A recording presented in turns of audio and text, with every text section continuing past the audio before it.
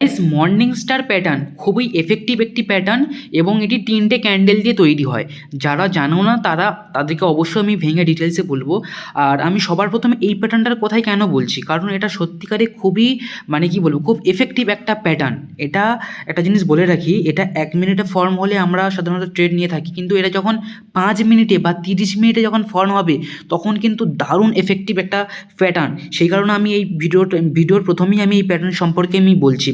তো দেখো গাইস, দেখতেই পাচ্ছ যে এই যে প্রথম যে রেড ক্যান্ডেল তৈরি হচ্ছে, এটা হচ্ছে সেলারদের ক্যান্ডেল। অবশ্যই রেড ক্যান্ডেল সেলারদের ক্যান্ডেল। তারপর একটা ছোট্ট মতো নিচে যে ক্যান্ডেলটা তৈরি হয়েছে, সেই ক্যান্ডেলটা কিন্তু গ্যাপ ডাউন দিয়ে তৈরি হয়েছে। দেখো গাইস, প্রথম যে রেড ক্যান্ডেল তার থেকে কিন্তু গ্যাপ ডাউন হয়ে যে এই গ্যাপ ডাউন হয়ে এই রেড ক্যান্ডেল তৈরি হয়েছে, এটাকে ডোজি ক্যান্ডেলও বলা হয়ে থাকে।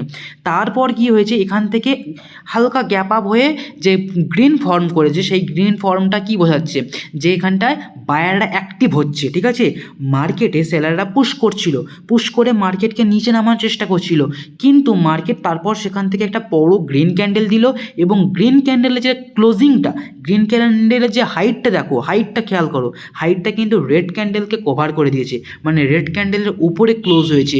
তো সেটাকে বলা হবে মর্নিং স্টার প্যাটার্ন।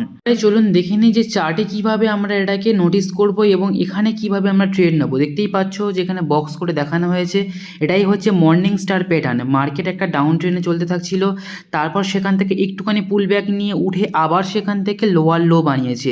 তো লোয়ার লোতে এখানে দেখতে পাচ্ছি আমরা মর্নিং স্টার প্যাটার্ন ফর্ম করেছে।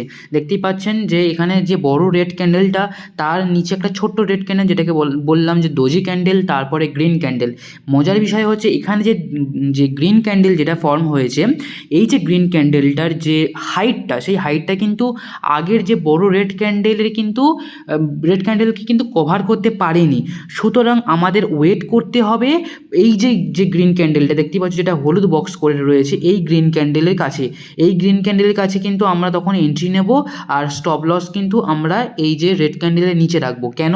কারণ আমাদের কনফার্মেশন ক্যান্ডেলের দরকার। কনফার্মেশন ক্যান্ডেল না হলে আমরা ট্রেডে এন্ট্রি নেব না।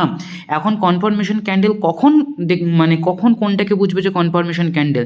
দেখতেই পাচ্ছ যে লেখা আছে এন্টার ট্রেড, এর নিচে যে বড় রেড ক্যান্ডেলটা, এই রেড ক্যান্ডেলের হাই পর্যন্ত যেতে হবে মার্কেটকে। ঠিক আছে, হাই পর্যন্ত গিয়ে গ্রিনে ক্লোজ করতে হবে ক্যান্ডেলকে, তবে সেখানে আমরা বুঝতে পারবো যে এখানটায় কনফার্মেশন ক্যান্ডেল হচ্ছে, তবে আমি সেখানে কিন্তু ট্রেডে এন্ট্রি নেওয়ার পর দেখতেই পাচ্ছ যে এখান থেকে একটা আপ ট্রেনে যাওয়ার সম্ভাবনা তৈরি হচ্ছে এবং এখান থেকে আপ ট্রেন্ডেও গেছে মার্কেট।